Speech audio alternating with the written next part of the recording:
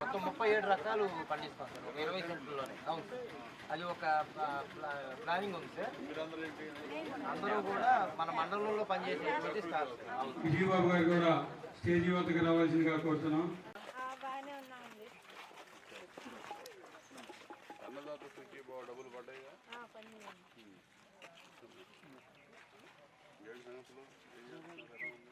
Agriculture శాఖను తీసుకెళ్ళాలి. Party యంత్రాంగం, కూటమి పార్టీల యంత్రాంగం అంతా కూడా ప్రజల మధ్యకి వెళ్ళాలి, మీతో మమేకమై పనిచేయాలి. ముఖ్యంగా మన నియోజకవర్గం అయితే మాత్రం 100% అందరు రైతులే.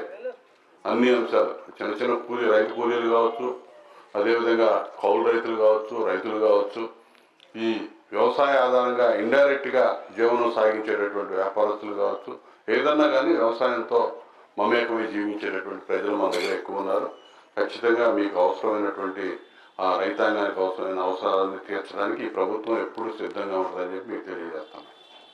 లేకపోతే అభివృద్ధి విషయానికి వస్తే, మరి ఈ పెదపులివారు గ్రామంలో ఏ అభివృద్ధి కార్యక్రమం చేసినా ఒక రోడ్డు, ఏ రోడ్డు నిర్మాణం జరిగినా కూడా అది మన హయాంలో జరిగిందే తప్ప వాళ్ళు ఎవరు చేసినట్లేదు.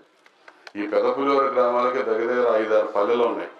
ఆ పల్లెల్లో ఎస్సీ సప్లాన్ నుంచి కోట్ల రూపాయలు నిధులు తీసుకొచ్చి సీసీ రోడ్డు నిర్మాణం చేసిన, మెయిన్ రహదారి నిర్మాణం చేయించిన, అంతకుముందు నేనే వేయించాను, ఇప్పుడు జరుగుతూ ఉంది. ఆ వంతెన కూడా ఆ రోజు మోడర్నైజేషన్ స్కీమ్లో 2 వంతెనలు శాంక్షన్ చేయించి, ఒక వంతెన కట్టినాక 2వ వంతెన కట్టేలోపు ప్రభుత్వం పోయింది. 5 సంవత్సరాలు అడిగినోడు లేడు, పట్టించుకున్నాడు లేడు. ఒక వంతెన పూర్తి చేసింది నేనే, 2వ దాన్ని పట్టించుకున్న దిక్కు దివాణం లేదు. మరి అది ఏం చేయాలి? ఇప్పుడేమో డబ్బులు చూస్తేనే ఆర్థికంగా పూర్తిగా వ్యవస్థ అంతా కూడా చిన్నాభిన్నం అయి నాశనం అయిపోయింది.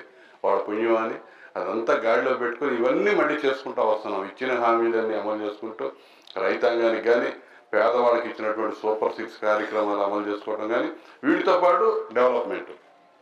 రోడ్ల గురించి అడిగాడు. పెదపులివారు బట్ప్రో రోడ్ అని, దానికి రిపేర్లకి ఎంతో 40 లక్షలు 60 లక్షలు శాంక్షన్ అయి ఉంది. అదేవిధంగా అన్ని రోడ్లు కూడా, ఇప్పుడు రోడ్డు మీరే మెయిన్ రోడ్డు చూశారు, ప్రతి రోడ్డు కూడా ఇవాళ పూర్తిగా నిర్వీర్యమై చేసినటువంటి విధ్వంసానికి గురైన రోడ్లు కూడా మన డెల్టా ప్రాంతం. ప్రతి సంవత్సరం రోడ్డు వేసినా కూడా మెయింటెనెన్స్ లేకపోతే ఊరనే పాడైపోద్ది. అటువంటి రోడ్లు అసలు నిర్లక్ష్యానికి గురైంది. ఎవడో ₹1 కోటి డబ్బులు తీసుకొచ్చినట్టు పరిస్థితి లేదు. ఒక్క ఎన్ఆర్ఈజీఎస్ కిందే ₹30 కోట్ల తీసుకొచ్చాను నేను. ఎన్ని పనులు జరుగుతూ ఉన్నాయి ఈ సంవత్సరంన్నర కాలంలో. ₹30 కోట్ల ఎన్ఆర్ఈజీఎస్ నిధులు తీసుకొచ్చాం. R&B నుంచి ఇప్పుడు 7.5 కోట్లు శాంక్షన్ అయి ఉన్నాయి. గతంలో ఈ మెయిన్ రోడ్డు కానీ ఇతర కూచిపూడి, గోవాడ మీకు తెలియని రోడ్లు చాలా ఉన్నాయి. అయ్యో 15-20 కోట్లకి శాంక్షన్ తీసుకొచ్చాం. పంచాయతీరాజ్ రోడ్లు తీసుకొచ్చాం దగ్గర 7-10 కోట్ల రూపాయలకి. ఇవన్నీ కూడా అభివృద్ధి కార్యక్రమాలకు సంబంధించి తీసుకొచ్చినటువంటి నిధులు. ఏది చేసినా అని చెప్పి హామీ ఇచ్చాం. ఆ 20,000 ఒక వారం రోజుల క్రితం 3వ విడత మీ ఖాతాలకు జమ అయిన సంగతి మీ అందరికీ తెలుసు. ఎందుకు చెప్తా ఉన్నానంటే, ఇచ్చిన ప్రతి హామీ నిలబెట్టుకుంటూ వస్తుంది ఈ ప్రభుత్వం. సూపర్ 6 పథకాల్లో భాగంగా అన్ని కార్యక్రమాలు అమలు చేశాం.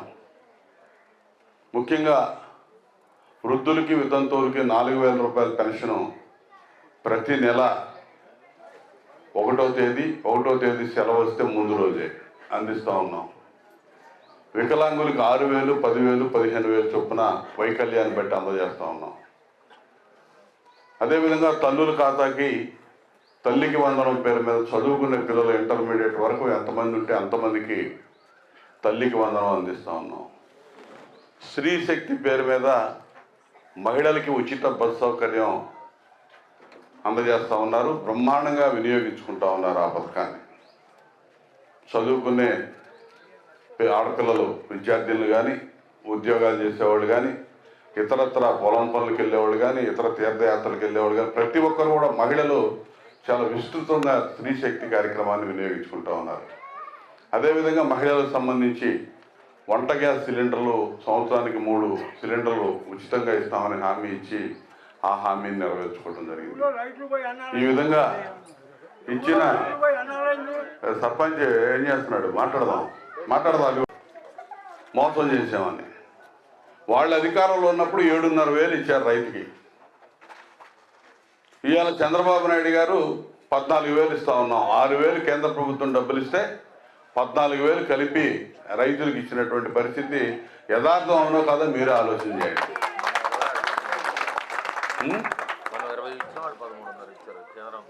వాళ్ళు కేంద్రంతో కలిపి 13,500 ఇస్తే చంద్రబాబు నాయుడు గారు, పవన్ కళ్యాణ్ గారి నేతృత్వంలో ఉన్న ప్రభుత్వం 20,000 ఇస్తున్నాం. ఇది వాస్తవం కాదు. ఇక్కడ ఉన్నంత ఎక్కువ మంది రైతులు ఉన్నారు, దాన్ని మాట్లాడుతూ ఉంటారు. వాళ్ళు 42 లక్షల మంది పిల్లలకి